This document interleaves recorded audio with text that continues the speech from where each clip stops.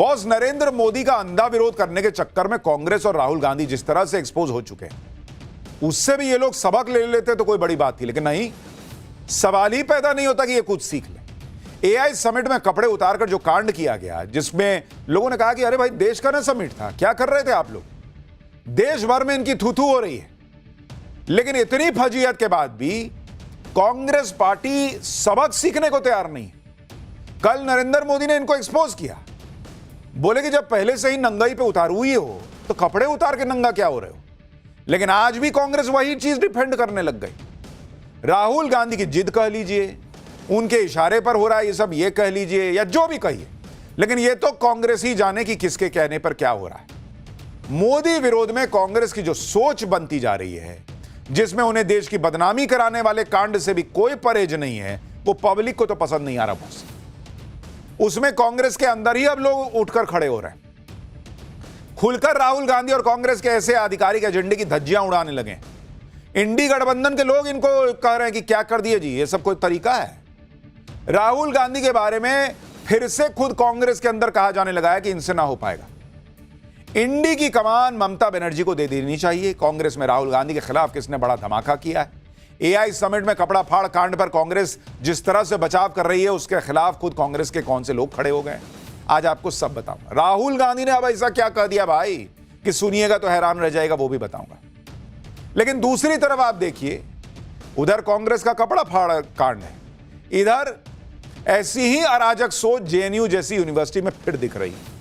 पहले यूथ कांग्रेस के लोगों ने एआई समिट में घुसकर बवाल काटा, अब जेएनयू के अंदर वामपंथी संगठनों के लोगों ने गदर मचा दी।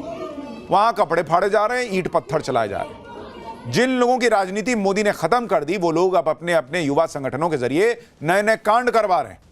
जेएनयू के अंदर कल रात बहुत बवाल हुआ है, लाठी चले हैं, डंडे चले हैं, पत्थरबाजी हो गई है, केमिकल से हमले का आरोप लग रहा है, सैकड़ों की नकाबपोश भीड़ घुस आई, यूनिवर्सिटी कैंपस जंग का अखाड़ा बन गया। जेएनयू में कल रात क्या हुआ, वीडियो में क्या दिखा, नकाबपोश चेहरे कौन से थे, जेएनयू के पत्थरबाज कौन निकले, यह भी आज आपको बताऊंगा। जेएनयू के अंदर नए कांड का एक एक वीडियो आपको दिखाऊंगा। लेफ्ट छात्र संगठनों के दबदबे वाले जेएनयू में हंगामा मचा है। उधर एआई समिट में यूथ कांग्रेस ने जो कांड किया, उस पर पुलिस का ताबड़तोड़ एक्शन कहां तक पहुंच गया है। क्या बीजेपी या नरेंद्र मोदी सरकार अब किसी को भी छोड़ने के मूड में नहीं है क्या? क्या चल रहा है, सब दिखाऊंगा देश की पॉलिटिक्स में। लेकिन पहले एक झलक देखिए।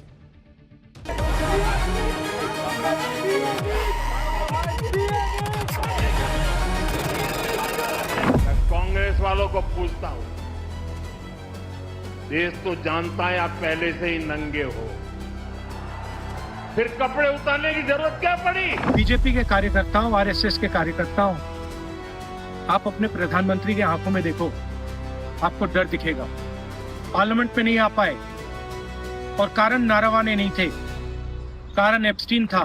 No, I think at international events there has to be dignity, there has to be discipline.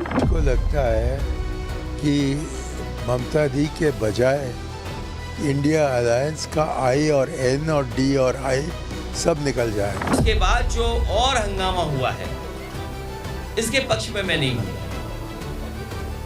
ये सरकार झूठ बोलती है, सरकार धोखा देती है, वो अलग बात है। बीते 4 दिन में पूरे देश ने ये 2 तस्वीरें देख ली, कैसे देश के एक वैश्विक आयोजन में कपड़े उतारकर कांग्रेसियों ने प्रदर्शन किया और कैसे उसके बाद एक नया कांड जेएनयू के अंदर हो गया है, जहां ईंट पत्थर लाठी डंडे सब चल गए भाई। एआई समिट कांग्रेस ने जो कांड किया था, उसे तो अब तक ये लोग डिफेंड ही कर रहे हैं।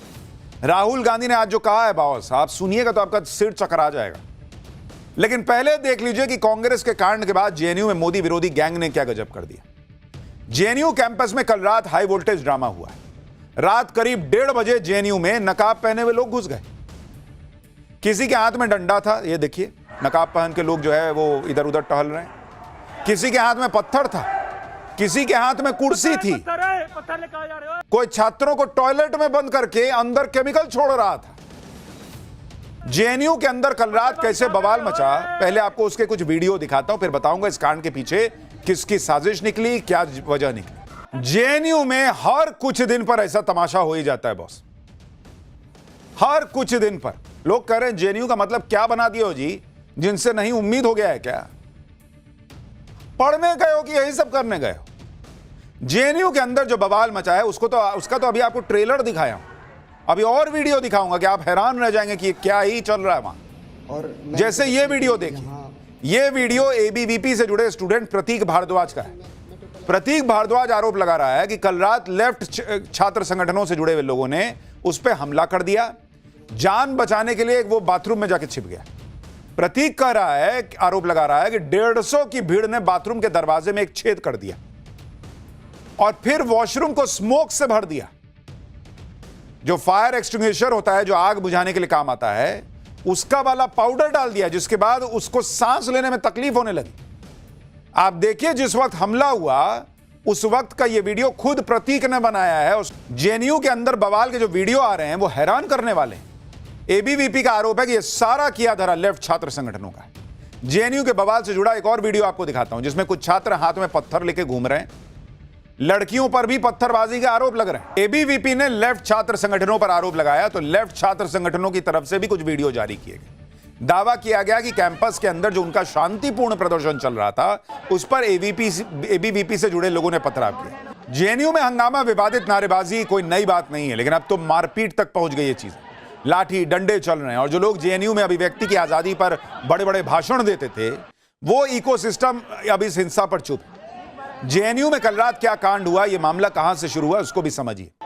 कल रात करीब 1:30 बजे लेफ्ट समर्थित जेएनयू छात्र संगठनों ने एक प्रोटेस्ट मार्च निकाला। रात में 1:30 बजे ये लोग दलितों पर दिए गए जेएनयू की वाइस चांसलर के एक बयान के विरोध में मार्च कर रहे थे। यह मार्च के दौरान यह हिंसा हो गई।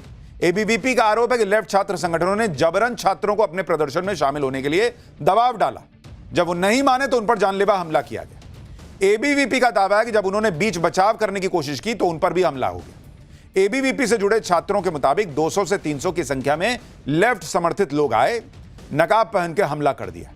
एबीवीपी कह रही है कि इस हिंसा में उनके 10 से 15 छात्रों को चोटें आई हैं। जब पुलिस आई तब जाकर उनकी जान बच पाई। उधर जेएनयू छात्र संगठन आरोप लगा रहा है कि वीसी ने उनके प्रदर्शन को रोकने के लिए एबीवीपी के गुंडे भेजे थे, जिन्होंने पत्थरबाजी की है। एक बार दोनों तरफ से क्या क्या कहा जा रहा है सुनिए, फिर आपको बताता हूं कि इस मामले में और क्या जानकारी आई। लेफ्ट की पूरी भीड़ होती है वहाँ पे, वो वहाँ से कुछ देर के लिए चली जाती है और वापस वो अपने टेंट में जाते हैं। वहाँ टेंट से फिर से वो डंडा, लाठी, रॉड, पत्थर लेके अचानक 200 से 250 की संख्या में हम पर अचानक ही अटैक करते हैं। हमें समझ में नहीं आता कि हम क्या करें। एसएल, एसआईएस, SSS के सारे बिल्डिंग्स में हम लॉक लगाते हैं, सारे दरवाजों में लॉक लगाते हैं और फिर वीसी अपने गुंडों को, अपने दलालों को भेजती है। जयंत मिश्रा जैसे लोग, विकास पटेल जैसे लोग, वो मीना जैसे लोगों को, अनिमेश मिश्रा जैसे लोगों को वो भेजती है और वो जबरदस्ती हम पे पत्थर मार के, आप देखिए कि हमारे टेंट के ऊपर भी पत्थर पड़े हुए हैं, हमारे पैरों में चोट लगी है, गार्ड भी जख्मी हो जाती है, वो एम्बुलेंस से हेल्थ सेंटर जाती हैं और फिर वो जबरदस्ती लॉकडाउन को खराब करने में वहाँ ताला तोड़ते हैं और गालियां देते हैं और दारू पीकर आते हैं और हमारे तमाम साथियों को मारते हैं। एबीवीपी से जुड़े छात्र वामपंथी संगठनों पर आरोप लगा रहे हैं। वामपंथी संगठन एबीवीपी को ब्लेम कर रहे हैं, लेकिन इस लड़ाई में जेएनयू के वो बच्चे पिस रहे हैं जो जेएनयू में पढ़ाई करने आए हुए हैं, जिनका स्टूडेंट पॉलिटिक्स से कोई लेना देना नहीं है। जेएनयू छात्र संगठन की अध्यक्ष अदिति खुद ये बात मान रही हैं कि कैसे वो लोग जेएनयू की बिल्डिंग में लॉक लगा रहे थे। ये लोग जेएनयू में सब कुछ बंद करने पर तुले। ये खुद कह रही है कि हम कौन बात का आप लॉक लगा रही है? आपको किसने अधिकार दिया कि आप लॉक लगा देंगे कि और कोई नहीं पड़ेगा, कोई वहां अंदर नहीं जाएगा? आपको किसने ये अधिकार दिया? आप जेएनयू में खुद एक स्टूडेंट हैं, टैक्स पेयर के पैसे से जेएनयू चल रहा है। ये तय कर लेंगे ये लोग कि भाई क्या होगा वहां, क्या नहीं होगा। जेएनयू में कभी देश विरोधी नारे लगते हैं, कभी ब्राह्मणों को कोसा जाता है, कभी मोदी शाह के खिलाफ नारे लगते हैं। यही सब करना तो घर पे बैठो, पैसा क्या बर्बाद कर रहे हो? और अब तो मामला नारों से आगे चला गया, कैंपस में मारपीट हो रही है, कैंपस में यही सब हो रहा है। और ये लोग बड़े अपने आप को, ये पूरा इकोसिस्टम इंटेलेक्चुअल बताता है। आज कैंपस में लॉकडाउन की बात कर रहे हैं। क्यों भाई? अगर आप लोग प्रोटेस्ट करेंगे तो क्या यूनिवर्सिटी को ताला लगा दोगे? यह कौन सा हिसाब है? इस प्रोटेस्ट को लेकर जेएनयू प्रशासन ने भी सख्त स्टैंड लिया। प्रशासन की तरफ से कहा गया कि कैंपस के अंदर कई एकेडमिक बिल्डिंग्स को प्रोटेस्ट कर रहे स्टूडेंट्स के एक ग्रुप ने कथित तौर पर बंद कर दिया था। प्रोटेस्ट कर रहे स्टूडेंट्स सेंट्रल लाइब्रेरी में घुस गए और कथित तौर पर जो स्टूडेंट्स नहीं चाहते थे उन्हें प्रोटेस्ट में शामिल होने के लिए धमकाया, डराया। पता चला कि इससे 22 फरवरी 2026 की रात को कैंपस में 2 स्टूडेंट ग्रुप्स के बीच हाथापाई हुई। जेएनयू एडमिनिस्ट्रेशन ने इन परेशान करने वाली घटनाओं को बहुत गंभीरता से लिया है। जेएनयू एडमिनिस्ट्रेशन कैंपस में इस तरह के बेकाबू बर्ताव की निंदा करता है। कैंपस में सही एकेडमिक माहौल पक्का करने के लिए यूनिवर्सिटी के नियमों और बीएनएस के तहत सख्त कार्रवाई की जा रही है। कैंपस में शांति और भाईचारा बनाए रखने में सहयोग करें।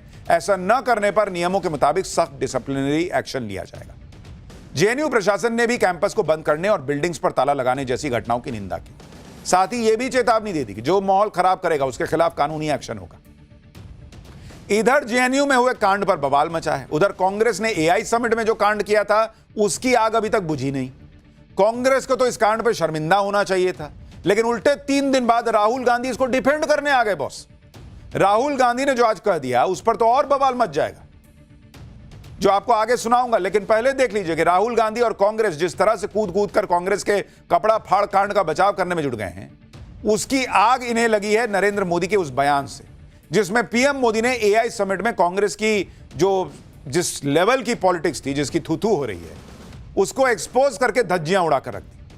पीएम ने क्या कहा था एक बार सुनिए, फिर आपको बताता हूं। इसको सुनने के बाद अब राहुल गांधी क्या कह रहे हैं। कांग्रेस और इसके इकोसिस्टम ने क्या किया? साथियों, कांग्रेस ने भारत के एक वैश्विक आयोजन को अपनी गंदी और नंगी राजनीति का अखाड़ा बना दिया।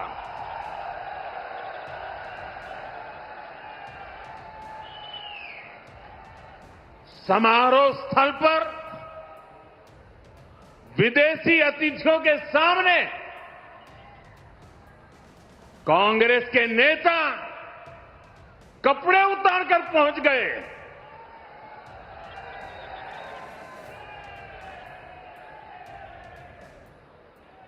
मैं कांग्रेस वालों को पूछता हूं,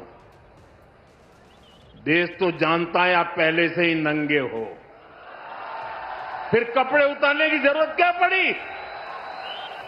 कांग्रेस के नेताओं ने वहां जो कुछ किया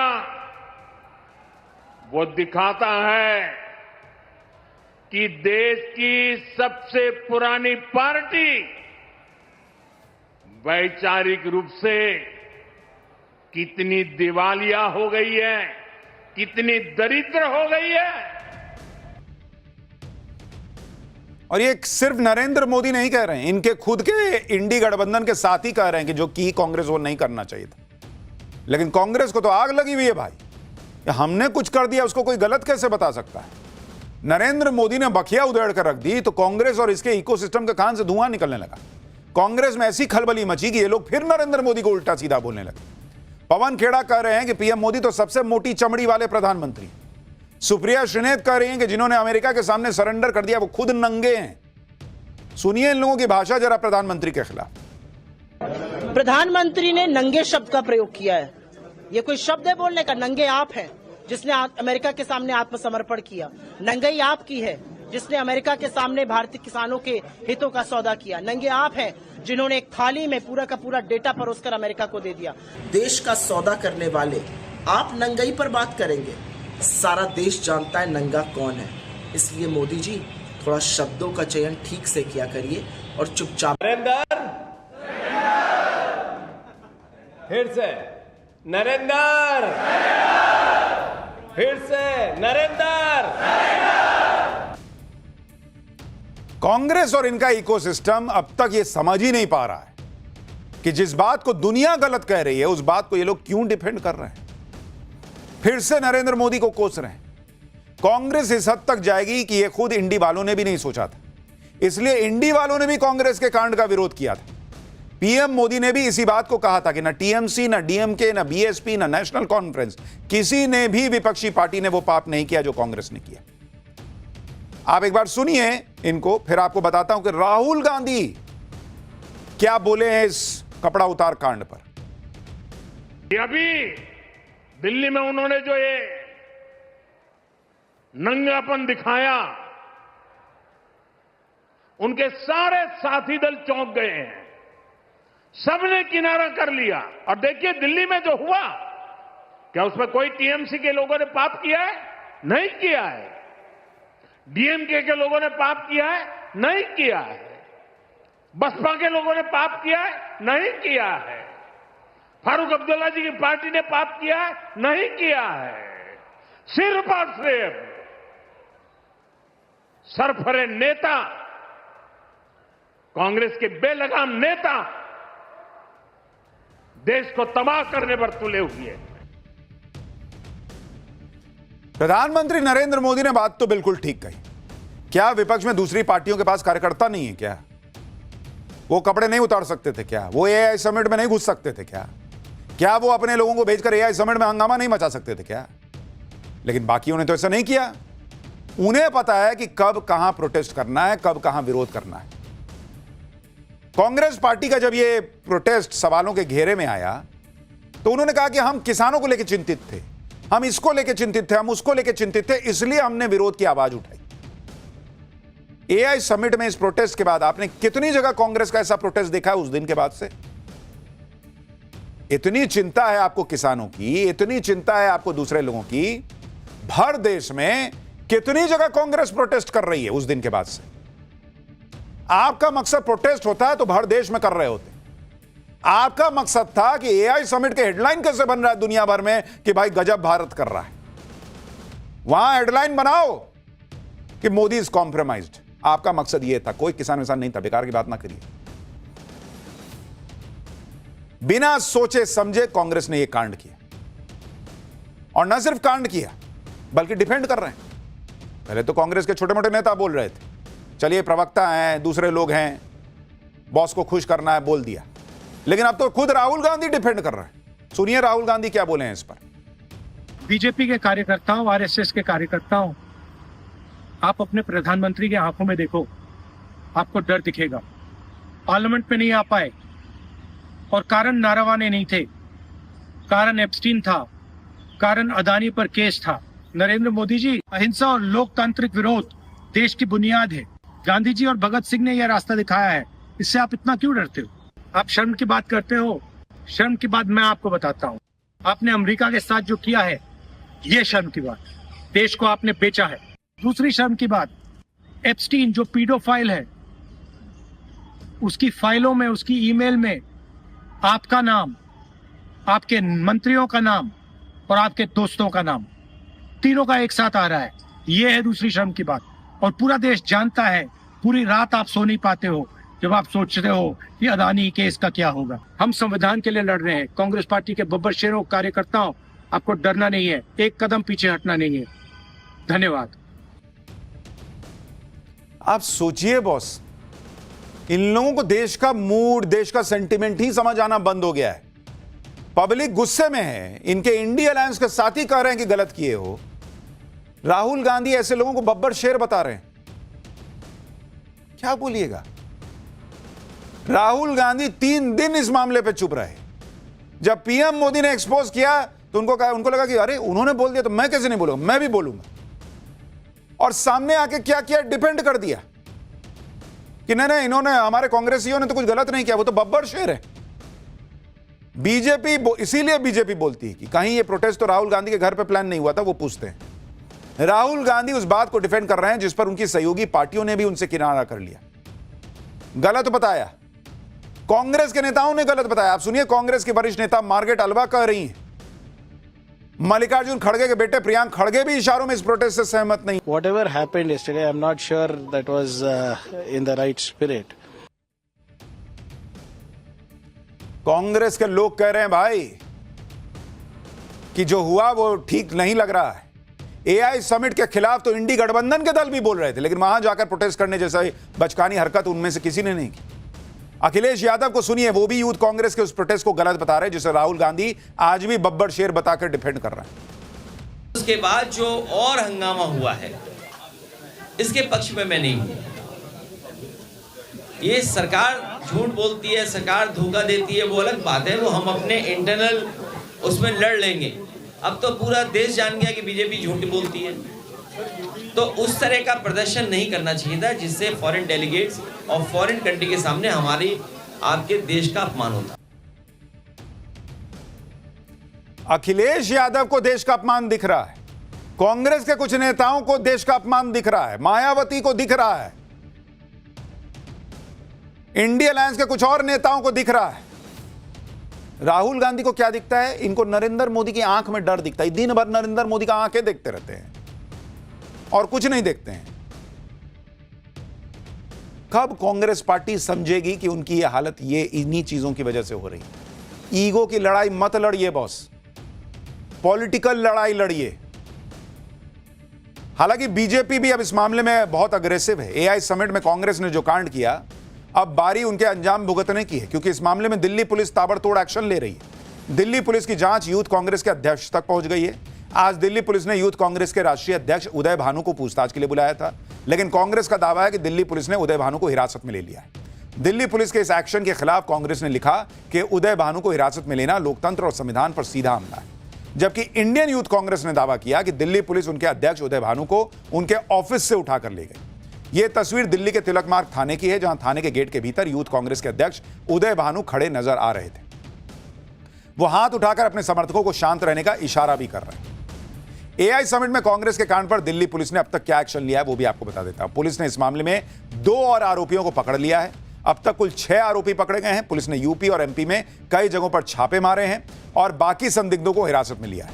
अब उनसे भी पूछताछ की जा रही है। आज दिल्ली पुलिस ने यूथ कांग्रेस के 2 नेताओं को ग्वालियर से पकड़ा। दिल्ली पुलिस ने आज 4 मुख्य आरोपियों को पटियाला हाउस कोर्ट में पेश किया, जहां कोर्ट ने उनकी जमानत याचिका खारिज कर दी और 5 दिन की पुलिस रिमांड में भेज दिया। अब इस केस में दिल्ली पुलिस की स्पेशल सेल और क्राइम ब्रांच की भी एंट्री हो गई। यानी यह मामला तो अब बहुत आगे जा रहा है, देखिए कहां जाकर रुकता है। लेकिन जब पुलिस की बात हो ही रही है, पुलिस के एक्शन की बात हो ही रही है, तो अगला चैप्टर देख लीजिए। पुलिस पहुंच गई, क्या किसी भी वक्त गिरफ्तार हो जाएंगे स्वामी अभिमुक्तेश्वरानंद? क्या गजब गदर मचा है। अभिमुक्तेश्वरानंद पर यौन शोषण के आरोप का सच क्या है? क्यों योगी वर्सेस अखिलेश का घमासान शुरू हो गया है? जगत गुरु रामभद्राचार्य को जेल भेजने वाली बात क्यों बोल रहे हैं अखिलेश? कहानी अभी बाकी है क्या? अब इसका चैप्टर देखिए। यूपी में इस वक्त गजब का बवाल मचा हुआ है और यह बवाल हो रहा है स्वामी अभिमुक्तेश्वरानंद को लेकर, जिन पर एफआईआर हो चुकी है, जेल जाने की नौबत आ चुकी है। आप देखिए कि गजब का यू टर्न लिया है अभिमुक्तेश्वरानंद के केस ने, क्योंकि माघ मेले से जो बवाल शुरू हुआ था उसमें अभिमुक्तेश्वरानंद लगातार चुनौती दे रहे थे। उन्हें लेकर राजनीति भी हो रही थी। मौका देकर अखिलेश यादव और कांग्रेस दोनों इस मामले में कूद गए और माहौल बनाने लगे। लेकिन अभिमुक्तेश्वरानंद को यह राजनीति इस तरह से भारी पड़ जाएगी, यह किसी ने सोचा नहीं था, क्योंकि अब हालात ये बन गए कि अभिमुक्तेश्वरानंद के बारे में कहा जा रहा है कि क्या ये किसी भी वक्त गिरफ्तार हो जाएंगे। एफआईआर के बाद पुलिस भी उनकी चौखट तक पहुंच गई है। आज आपको बताऊंगा कि जिस केस में अभिमुक्तेश्वरानंद के गिरफ्तार किए जाने की चर्चा हो रही है, उस केस और यौन शोषण के आरोपों का सच क्या है। अभिमुक्तेश्वरानंद के 5 स्टार कमरे और कथित सीडी का सच क्या है। लेकिन पहले इस पूरे हंगामे की एक झलक देखिए।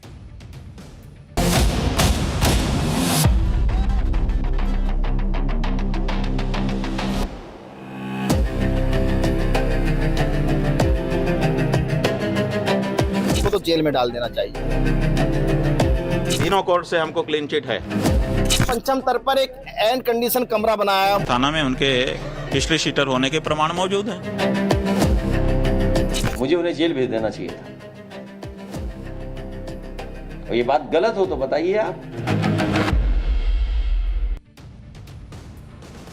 स्वामी अभिमुक्तेश्वरानंद की मुश्किलें कैसे बढ़ रही हैं, पहले आपको इसके बारे में बता देता हूं। स्वामी अभिमुक्तेश्वरानंद पर हुई एफआईआर के बाद प्रयागराज पुलिस आज वाराणसी पहुंची। प्रयागराज पुलिस की एक टीम हरदोई भी पहुंची और वहां एक पीड़ित का बयान दर्ज किया। कहा जा रहा है कि प्रयागराज पुलिस स्वामी अभिमुक्तेश्वरानंद से भी पूछताछ करेगी और उसके बाद जरूरत पड़ने पर उनको हिरासत में लिया जा सकता है। स्वामी अभिमुक्तेश्वरानंद पर बच्चों के साथ यौन शोषण का गंभीर आरोप लगा है और पॉक्सो के तहत केस दर्ज किया गया है। स्वामी अभिमुक्तेश्वरानंद के खिलाफ आशुतोष ब्रह्मचारी नाम के व्यक्ति ने शिकायत की थी, जिसके बाद यह एफआईआर दर्ज हुई। स्वामी अभिमुक्तेश्वरानंद पर नाबालिग बच्चों के यौन शोषण का आरोप लगा है। स्वामी अभिमुक्तेश्वरानंद के खिलाफ प्रयागराज के झूसी थाने में एफआईआर दर्ज की गई है। एडीजे रेप और पॉक्सो स्पेशल कोर्ट ने एफआईआर दर्ज करने का आदेश दिया था।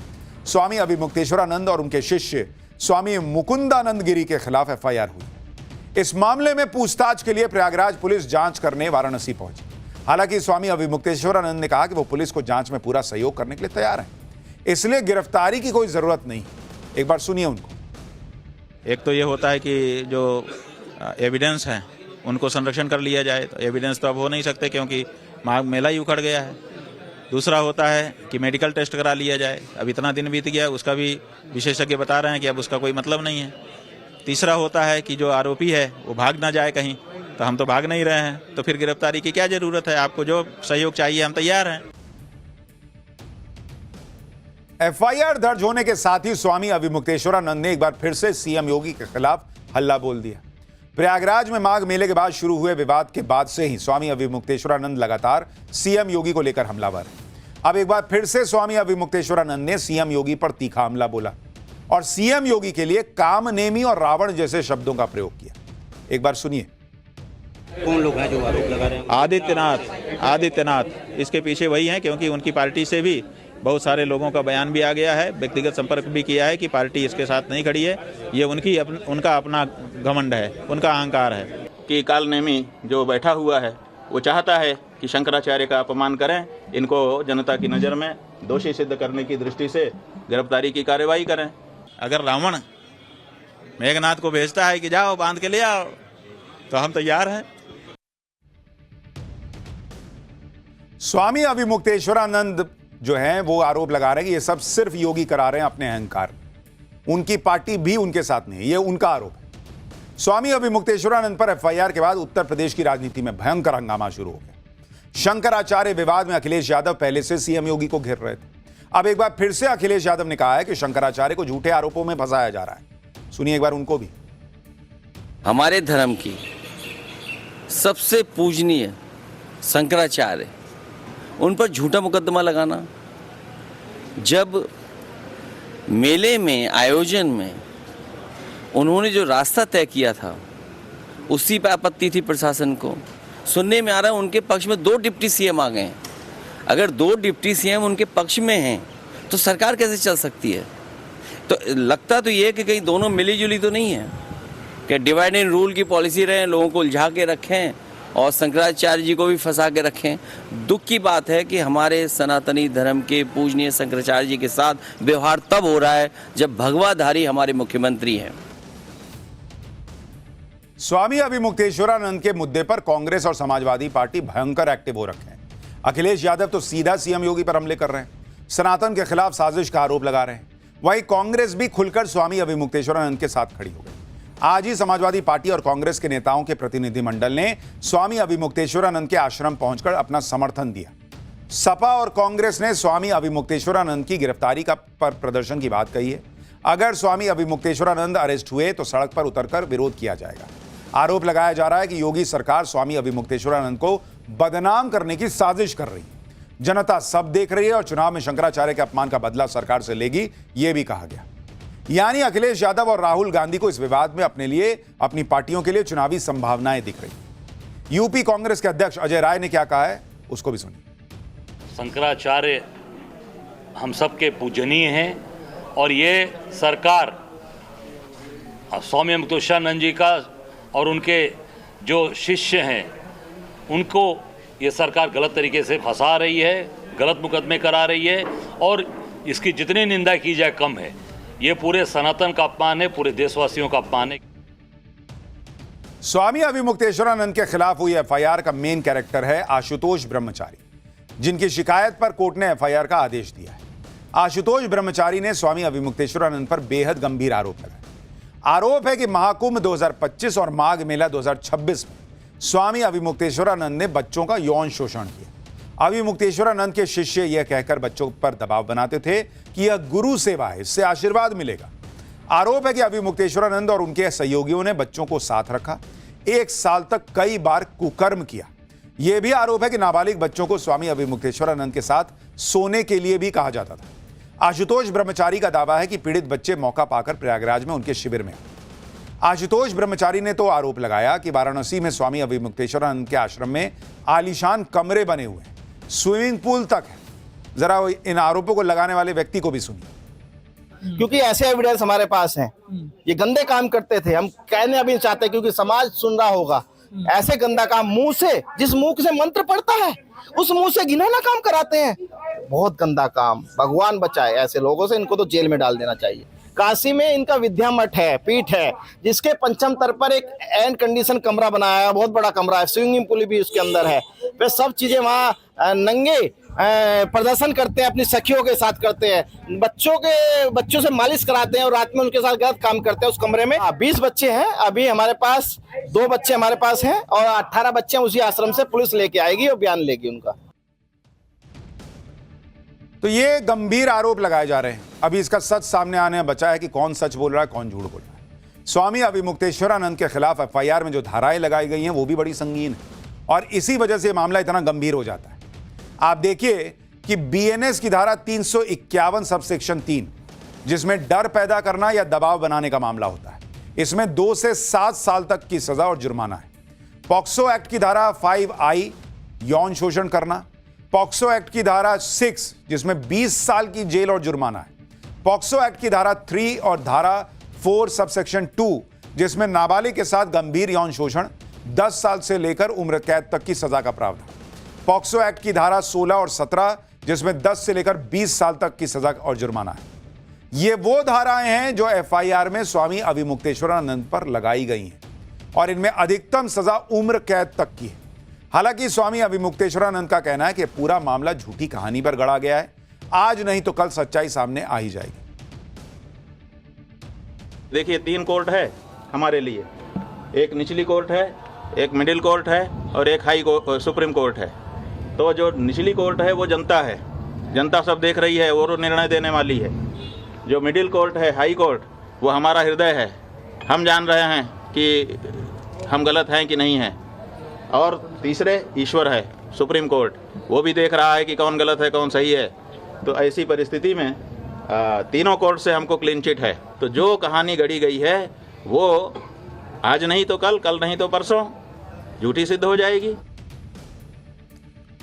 स्वामी अविमुक्तेश्वरानंद पर जिन आशुतोष ब्रह्मचारी ने आरोप लगाए हैं, जिनकी शिकायत पर स्वामी अविमुक्तेश्वरानंद के खिलाफ FIR हुई है, उनका इतिहास भी बेदाग नहीं है। वैसे लोगों ने आशुतोष ब्रह्मचारी की भी कुंडली खोल दी।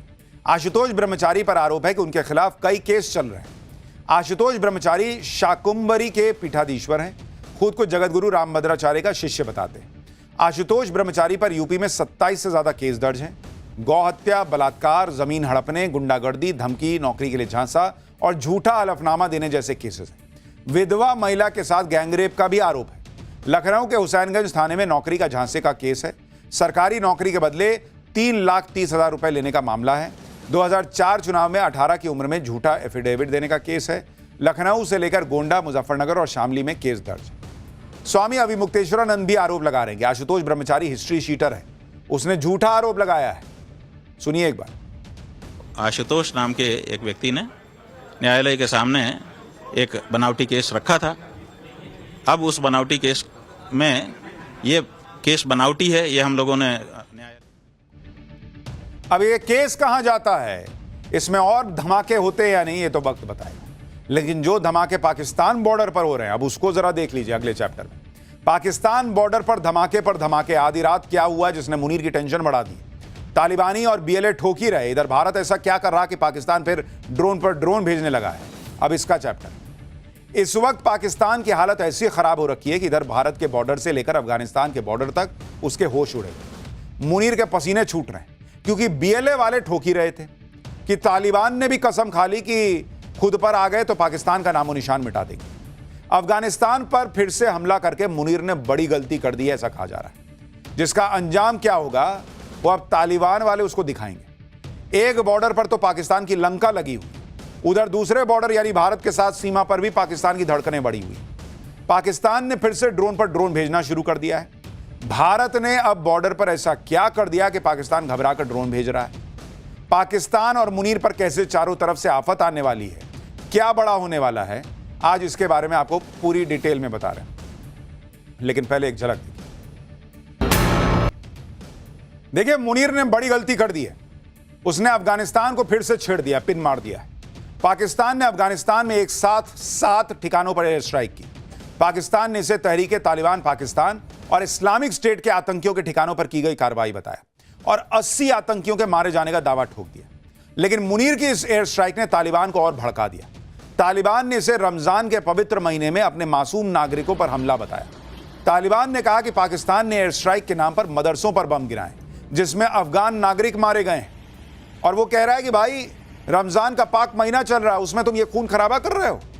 अफगानिस्तान पर एयर स्ट्राइक से तालिबान भी बौखला गया। तालिबान पाकिस्तान को नतीजे भुगतने की खुली चेतावनी दे रहा है, जिसके लिए तालिबान ने अपनी सेना को पाकिस्तान के बॉर्डर की तरफ रवाना भी कर दिया है। बड़ी संख्या में तालिबान के टैंक, गाड़ियां और जवान अफगानिस्तान की बॉर्डर की तरफ जाते हुए नजर आ रहे हैं। इन सब के बीच तालिबान सरकार के गृहमंत्री सिराजुद्दीन हक्कानी ने साफ साफ कह दिया है कि अंतिम चेतावनी का दौर समाप्त हो गया है। अगर हमारे बड़े चाहेंगे कि पाकिस्तान के खिलाफ कड़ी कार्रवाई की जाए तो पाकिस्तान का नामो निशान तक नहीं बच पाएगा। तालिबान ने बदला लेने की कसम खाई तो पूरे पाकिस्तान में हड़कंप मच गया। लोग उल्टे मुनीर को कोस रहे हैं। मुनीर और सरकार हर जगह फेल हो गई है, ये कांड कर रही है, ये बता रहे हैं। कोई कह रहा है कि मुनीर ने अपनी जिंदगी की सबसे बड़ी गलती कर दी है। अब तो गुरिल्ला वॉरफेयर में माहिर तालिबान कहां कहां धमाके करेगा, कहां कहां घुस के मारेगा, कोई उसका अंदाजा नहीं लगा सकता। पाकिस्तान की पब्लिक को एक बार सुनिए, फिर आपको बताता हूं कि भारत इसमें ऐसा क्या कह रहा है जो पाकिस्तान की धड़कनें बढ़ा देगा। भारत ने भी अफगानिस्तान में पाकिस्तान की एयर स्ट्राइक को अंदरूनी नाकामियों से ध्यान भटकाने की कोशिश बताया। भारतीय विदेश मंत्रालय ने बयान जारी कर कहा है कि भारत रमजान के पवित्र महीने के दौरान अफगान इलाके में पाकिस्तान के एयर स्ट्राइक की कड़ी निंदा करता है, जिसमें महिलाओं और बच्चों समेत आम नागरिक मारे गए। यह पाकिस्तान की अपनी अंदरूनी नाकामियों को बाहर दिखाने की एक और कोशिश है। इसके साथ ही भारत ने अफगानिस्तान की संप्रभुता, टेरिटोरियल इंटीग्रिटी और आज़ादी के लिए अपना सपोर्ट दोहरा दिया है। उधर अफगानिस्तान और इधर भारत, मुनीर और पाकिस्तान का डर हमेशा से यही रहा है कि अगर दोनों तरफ से ठुकाई शुरू हो गई तो पाकिस्तान का क्या होगा। इसलिए जब अफगानिस्तान की तरफ से तालिबान ने पाकिस्तान पर चढ़ाई कर दी और ईंट का जवाब पत्थर से देना शुरू किया, तो इधर पाकिस्तान ने भारत के बॉर्डर पर ड्रोन भेजकर चेक करना शुरू किया कि कहीं भारत भी तो बॉर्डर पर कुछ बड़ा प्लान नहीं कर रहा। जब भी मुनीर बौखलाता है, घबराता है, तो भारतीय सीमा के पास ड्रोन भेजता है कि जरा देख क्या हो, भारत वाले मारने तो नहीं आ रहे। इस बार भी यही हुआ। जम्मू कश्मीर के कठुआ में पाकिस्तानी ड्रोन इंटरनेशनल बॉर्डर के पास उड़ान भरता नजर आया। हालांकि बॉर्डर पर मुस्तैद भारतीय सेना ने उसे मार गिराया या उसे मार गिराती उससे पहले ही वो भाग गया, रफू चक्कर हो गया कि देखा है सर, अभी नहीं लग रहा कुछ होगा। एलओसी के पास एक गांव में 2 पाकिस्तानी गुब्बारे भी बरामद हुए। इनमें से एक गुब्बारे में पाकिस्तानी 5,000 रुपए का नोट बंधा हुआ मिला, जबकि एक गुब्बारे में अमेरिकी डॉलर बंधा हुआ था। इसके साथ ही गुब्बारों के साथ पाकिस्तान का मोबाइल नंबर और QR कोड भी बंधा मिला। माना जा रहा है कि ड्रोन से निगरानी नाकाम होने के बाद पाकिस्तान अब गुब्बारे भेजकर सुरक्षा बलों का ध्यान भटकाने की कोशिश कर रहा है। आपको यह भी बताता हूं कि भारतीय सेना बॉर्डर पर ऐसा क्या कर रही है जिसकी वजह से मुनीर बार बार ड्रोन भेज रहा है। दरअसल पाकिस्तान के बॉर्डर पर फिर से भारतीय सेना का जमावड़ा बढ़ता दिख रहा है, जिससे पाकिस्तान में दहशत तो बढ़ी होगी। एक तरफ कल भारतीय सेना जैसलमेर के पास पोखरण में बड़ी मिलिट्री ड्रिल करने वाली है। 25 देशों की मीडिया को बुलाया गया है कि देखो हम लोग क्या कर रहे हैं। इस ड्रिल में भारतीय सेना के भीष्म टैंक गोले बरसाते नजर आएंगे। 44 सेकंड में 12 रॉकेट दागने वाले रॉकेट लॉन्चर पिनाका का दम दिखेगा। 27 फरवरी को पोखरण में ही भारतीय वायुसेना सबसे बड़ी ड्रिल वायु शक्ति की तैयारी में जुटी है। इस ड्रिल में Rafale, Jaguar, Miraj 2000, Sukhoi 30, MKI जैसे फाइटर जेट हिस्सा लेने वाले। वायुसेना के मुताबिक यह ड्रिल दुश्मन को ऑपरेशन सिंदूर की कामयाबी की याद दिलाएगी और दिखाएगी कि भारतीय वायुसेना कैसे अचूक, अभेद्य और सटीक निशाना लगाकर टारगेट को ध्वस्त करने में माहिर। यानी बार बार भारत अपने प्लेन उड़ाता है, फाइटर जेट उड़ाता है, कभी टैंक जो है वो लहराता है, उधर उनका बीपी बढ़ जाता है पाकिस्तानियों का। एक तरफ बॉर्डर पर भारतीय सेना एक इशारा मिलते ही पाकिस्तान को फोड़ने के लिए तैयार बैठी। वहीं जम्मू कश्मीर में सुरक्षा बल पाकिस्तान के भेजे आतंकियों का सफाया करने में जुटे हैं। सुरक्षा बलों के ज्वाइंट ऑपरेशन में जम्मू कश्मीर के किश्तवाड़ में आतंकी संगठन जैश-ए-मोहम्मद के पूरे नेटवर्क को खत्म कर दिया गया। रविवार को शुरू हुई मुठभेड़ में जैश के 3 आतंकियों को ढेर किया गया, जिसमें जैश का कमांडर सैफुल्ला भी शामिल है। इस मुठभेड़ के दौरान आतंकियों के ठिकाने को ध्वस्त कर दिया गया। आतंकियों के ठिकाने से भारी संख्या में हथियार, गोला बारूद सब मिला है। सुरक्षा बलों ने आतंकियों के खिलाफ शुरू किए गए इस ऑपरेशन का नाम त्रासी 1 दिया है। 326 दिनों तक चले ऑपरेशन त्रासी 1 में सेना ने 7 खूंखार आतंकियों को सफाया कर दिया। ऑपरेशन में आतंकियों के ठिकानों की जानकारी जुटाने के लिए आधुनिक तकनीक का इस्तेमाल किया गया, जिसमें ड्रोन और सैटेलाइट इमेज भी शामिल रही। इस ऑपरेशन में सेना, CRPF और जम्मू कश्मीर पुलिस के जवान शामिल रहे। किश्तवाड़ में सुरक्षा बलों के इस ऑपरेशन का हीरो बना स्निफर डॉग टाइसन। टाइसन ने आतंकवादियों के ठिकानों का सही पता लगाया। ये देखिए, ये है टाइसन। इसने ठिकाने ढूंढ दिए, गोली लगने के बाद भी अपनी जिम्मेदारी निभाई और आतंकियों की लोकेशन कंफर्म कराई। टाइसन की बताई लोकेशन के बदौलत सुरक्षा बलों ने तुरंत कार्रवाई की और आतंकवादियों का खात्मा कर दिया। पाकिस्तान बॉर्डर पर जिस तरह के हालात बन रहे हैं, उन सब के बीच प्रधानमंत्री मोदी का इजरायल दौरा पाकिस्तान को अलग तनाव देने वाला है। माना जा रहा है कि पीएम मोदी के इजरायल दौरे में भारत और इजरायल के बीच बड़ी डिफेंस डील भी हो सकती है। सूत्रों के मुताबिक इजरायल भारत की अपनी secret golden horizon air launched ballistic missile देने का ऑफर दिया है। हवा से लॉन्च होने वाली इजरायल की यह मिसाइल पलक झपकते ही तबाही लाने का दम रखती है। यह मिसाइल दुश्मन की सीमा में घुसकर डीप स्ट्राइक करने में माहिर मानी जाती है। 1500 से 2000 किलोमीटर तक की इसकी रेंज है। इसे भारतीय वायुसेना के बेड़े में मौजूद Su-30 MKI फाइटर जेट पर तैनात किया जा सकता है। सुखोई के साथ साथ इसे एक मिराज पर तैनात किया जा सकता है। इजरायल की गोल्डन होराइजन मिसाइल की स्पीड 10,000 किलोमीटर प्रति घंटे से ज्यादा होने का दावा है, जिसकी वजह से दुश्मन के एयर डिफेंस सिस्टम इसको पकड़ ही नहीं पाते। सटीक निशाना लगाने के लिए मिसाइल जीपीएस गाइडेड सिस्टम का भी इस्तेमाल करती है। मीडिया रिपोर्ट्स का दावा है कि पिछले साल सितंबर में कतर की राजधानी दोहा में हमास के जो ठिकाने थे जिन पर हमला हुआ था, वो इसी गोल्डन होराइजन मिसाइल का इस्तेमाल करके हुआ था। उस दौरान भी मिलिट्री एनालिस्ट इस बात को लेकर हैरान थे कि दोहा में शहर के बीचों बीच कतर के एडवांस्ड एयर डिफेंस सिस्टम को मिसाइल ने बाईपास कैसे किया। तो जिस मिसाइल से ये धमाके हुए थे, जिसको कोई रडार पकड़ नहीं पाया, वही अब भारत को मिल सकता है, इजरायल दे सकता है। भारत को अगर इजरायल से ये घातक मिसाइल मिल जाती है तो मुनीर और शहबाज की नींद और उड़ जाएगी, क्योंकि ऑपरेशन सिंदूर पार्ट 2 होने पर पाकिस्तान के ज्यादातर हिस्से इस मिसाइल के टारगेट हो, वो भी बगैर पाकिस्तानी मिसाइलों के निशाने पर आए। तो भारत और पाकिस्तान का युद्ध कब शुरू होगा, इसमें तो अभी थोड़ा समय हो सकता है, लेकिन अमेरिका और ईरान के बीच क्या आज रात ही युद्ध शुरू होगा? अगला चैप्टर। ईरान बॉर्डर पर ट्रंप ने इतनी बड़ी फौज खड़ी कर दी है बॉस कि दुनिया हैरान है। आज रात ही अटैक होगा क्या? खामनेई झुकने को तैयार नहीं, ट्रंप छोड़ने को तैयार नहीं। ईरान अमेरिका युद्ध पर क्या बड़ी खबर आई, अब आपको बताता हूं। डोनाल्ड ट्रंप अपने घर में घिरे हुए हैं, क्योंकि वहां सुप्रीम कोर्ट ने झटका दे दिया टैरिफ वाला। तो अब लग रहा है कि डोनाल्ड ट्रंप ने ठान लिया कि ईरान को तो घुटनों पर लाऊंगा, राष्ट्रवाद का चूरन अपने लोगों को चटाऊंगा और कहूंगा देखो मैं कितना कमाल का हूं। अमेरिका ने ईरान पर मैक्सिमम प्रेशर बनाने के लिए उसे चारों तरफ से घेर लिया है। आप देखिए कि अमेरिका ने पिछले 23 साल में सबसे बड़ी घेराबंदी की है बॉस। अमेरिका ने अपनी आधी फौज, कहा जा रहा है कि ईरान के खिलाफ उतार दी है। अमेरिका ईरान पर लिमिटेड स्ट्राइक शुरू कर सकता है। अमेरिका का सबसे ताकतवर जंगी बेड़ा ईरान के सबसे करीब पहुंच रहा है। सबसे एडवांस फाइटर जेट हमले की तैयारी किए बैठे हैं। अमेरिकी घेराबंदी के बीच ईरान ने भी रूस के साथ बड़ा युद्धाभ्यास शुरू कर दिया है, यानी दोनों तरफ से तैयारियां जोरों पर है। कहा जा रहा है कि अगले कुछ घंटों के अंदर अमेरिका ईरान पर बड़ा हमला कर सकता है। अमेरिका ताकत के मामले में ईरान से कहीं आगे। युद्ध हुआ तो ईरान के लिए मुश्किल हो जाएगी। अगर अमेरिका और ईरान में युद्ध हुआ तो दुनिया में किस तरह से हंगामा मचेगा। ट्रंप कब ईरान पर अटैक का ग्रीन सिग्नल देने वाले हैं, कौन किसके साथ खड़ा होगा। ईरान में इस वक्त क्या हालात हैं, उसका अंदाजा इसी बात से लगाइए कि भारत सरकार को अपने नागरिकों के लिए एडवाइजरी जारी करनी पड़ी। एडवाइजरी में कहा गया है कि बदलते हालात को देखते हुए कमर्शियल फ्लाइट समेत मौजूद ट्रांसपोर्ट का इस्तेमाल करके तुरंत ईरान छोड़ दीजिए। यानी भारत ने एक तरह से अपने नागरिकों से कह दिया है कि जैसे भी हो तुरंत ईरान से निकलो तुरंत। ईरान पर हमले को लेकर ट्रंप कितने गंभीर हैं, यह अमेरिका की तैयारियों में दिख रहा है। अमेरिका ने ईरान के करीब इतनी मिलिट्री डिप्लॉयमेंट कर दी है जो अब तक कभी नहीं हुआ, कहा जा रहा है। रिपोर्ट्स के मुताबिक अमेरिका ने अपनी आधी एयरफोर्स सिर्फ ईरान के लिए लगा दी और ट्रंप ने अपने आधे हथियार ईरान के खिलाफ खाड़ी में उतार दिए। यह अमेरिका की डिप्लॉय करने लायक कुल एयरफोर्स का करीब 40 से 50% हिस्सा बताया जा रहा है। ऐसा मिलिट्री डिप्लॉयमेंट अमेरिका ने 1991 के ऑपरेशन डेजर्ट स्टॉर्म और 2003 के इराक युद्ध में किया था। यानी अमेरिका ने आज तक कभी भी अपने दुश्मन के खिलाफ इतनी बड़ी फौज खड़ी नहीं की। मतलब उस वक्त जो किया था उससे भी थोड़ा ऊपर ही का मामला दिख रहा है। इसका मतलब साफ है कि यह सिर्फ डराने के लिए नहीं है, यह तैयारी आर पार की लड़ाई की है। इस बीच सोशल मीडिया पर एक पोस्ट की भी चर्चा हो रही है जिसमें अमेरिका के सैनिकों का खाना परोसा गया है। उसे लास्ट मील लिखा जा रहा है। यह तब होता है जब अमेरिकी सैनिकों की युद्ध क्षेत्र में तैनाती की जाती है।